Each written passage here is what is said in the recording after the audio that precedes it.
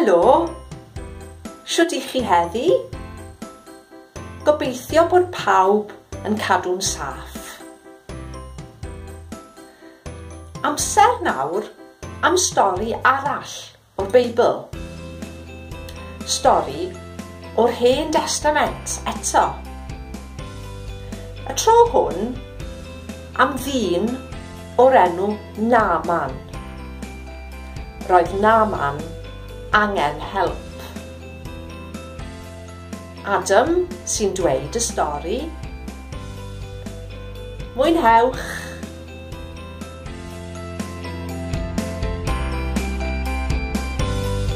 Helo, mae'n stori heddiw am y dyn yma. Mae o'r enw Naaman. Naaman. Mae Naaman yn filwr cryf.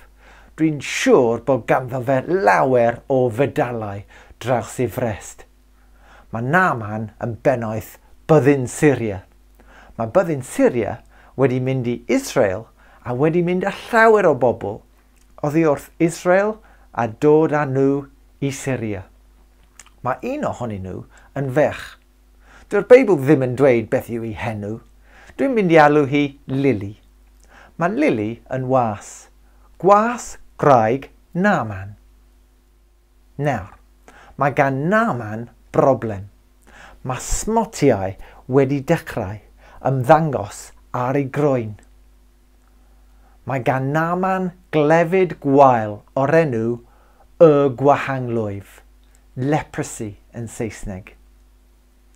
Yn amser Naaman, dwi ddim yn bosib gwella y gwahanglwyf. Felly, mae'n rhaid I Naaman fyw tu fas o'r ddinas. Dwi ddim yn gallu reoli'r byddin o gwbl. Wel, dylai Lily gasau Naaman achos fe oedd a aeth I ddod oddi wrth Israel. Ond mae Lily yn poeni am Naaman ac eisiau weld wella. Mae Lily yn gwybod hefyd bod na broffwyd yn Israel o'r enw Eliseis. Cofia na, Eliseis. Ond, beth os bod hi'n dweud rhywbeth ond dyw Naaman ddim yn hoffi'r hyn mae'n dweud a bod yn gas iddi hi. Naaman yw'r gelyn. Dychmyga. Mae rhywun angen help a rwy ti'n gallu helpu, ond dyw'r person arall ddim yn dy hoffi di. Mae ofn arna ti am beth fydden nhw'n wneud I ti am geisio helpu. Beth fasa ti'n wneud? Wel, mae Lily yn penderfynu bod yn ddewr mwyn helpu Naaman. Mae hi'n dweud wrth ei meistres sy'n dweud wrth Naaman amdano fe. Heb Lily, fyddai Naaman ddim yn gwybod bod na rhywun sy'n gallu helpu. Wel, mae Naaman yn mynd gyda llawer o arian I Joram, brenin Israel.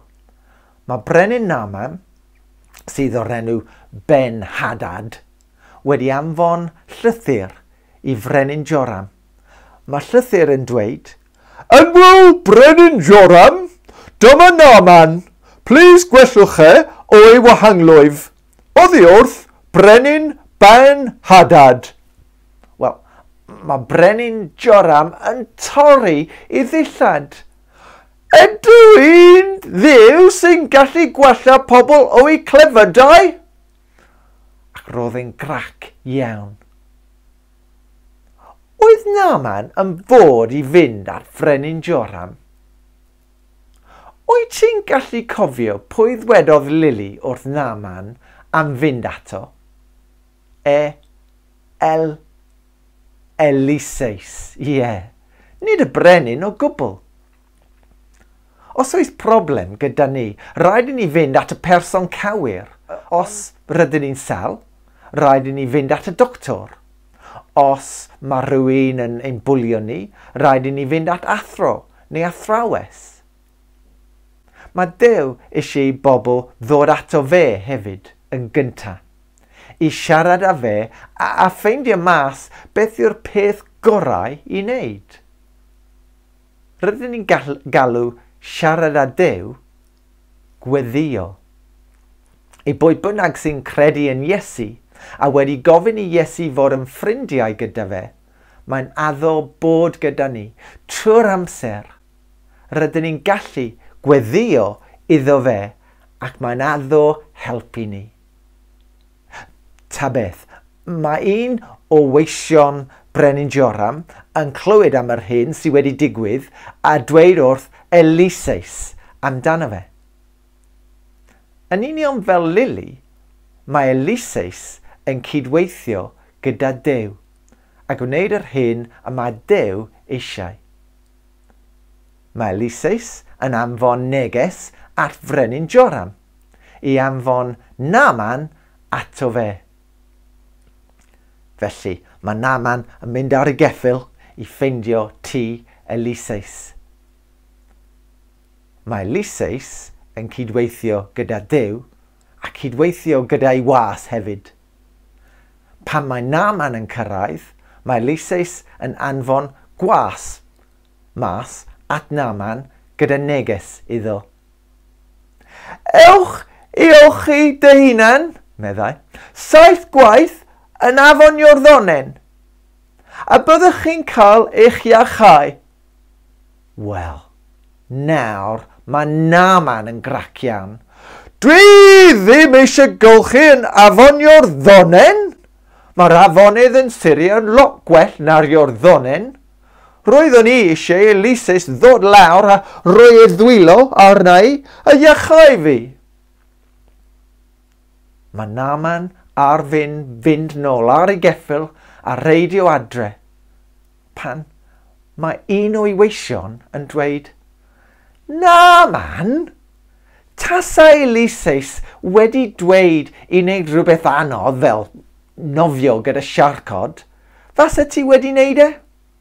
Of gwrs, dwi'n filwr cryf a hyderus. Wel, pan fydda ti ddim yn gwneud rhywbeth syml fel hyn te?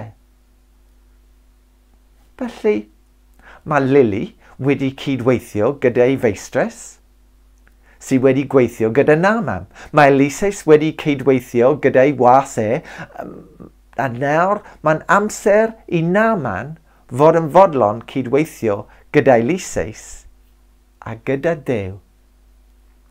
Mae Naaman yn meddwl, wel, well i mi wneud yr hyn a ddwedodd Eliseis, ond dwi ddim yn meddwl bydd yn gweithio. Felly, dyma Naaman yn mynd lawr i afon Iorddonen a gylchu ei hunan yn y dŵr. Unwaith, dwywaith, 3, 4, 5, 6, hwmff. Dwi ddim yn gweithio. Ond, sawl tro o ddim fod i olchi? Ie, 7. Mae Naaman yn golchi ei hunan unwaith eto. A tro hyn, dyma wen mawr yn dod draws i wyneb. Roedd e wedi cael ei iachau. Mae Naaman yn moli Duw. Waw, rwy ti'n bendigedig. Ti'n gweld, pan benderfynodd Naaman ddilyn cynllun Duw, troiodd popeth mas yn dda iawn.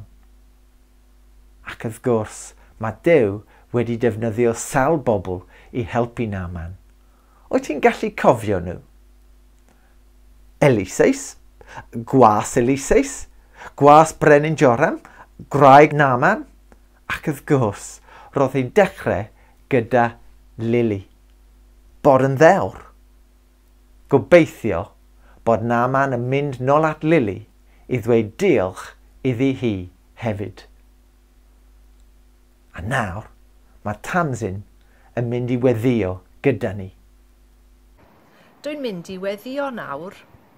Os ydych chi eisiau gwneud y weddi eich gweddi chi, ar ddiwedd y gweddi, ar ôl i fi ddweud amen, Bysach chi'n gallu dweud amen hefyd. Gweddion.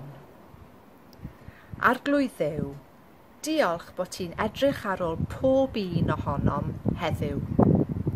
Dwi'n gweddio, byddi di'n helpu ni pryd dyn ni'n teimlo ofyn neu braw.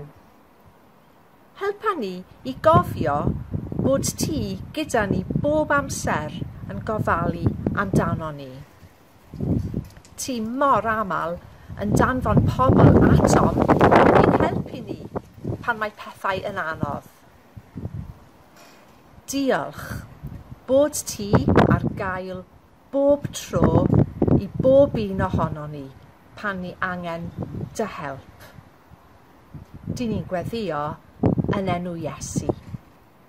Amen. Amen.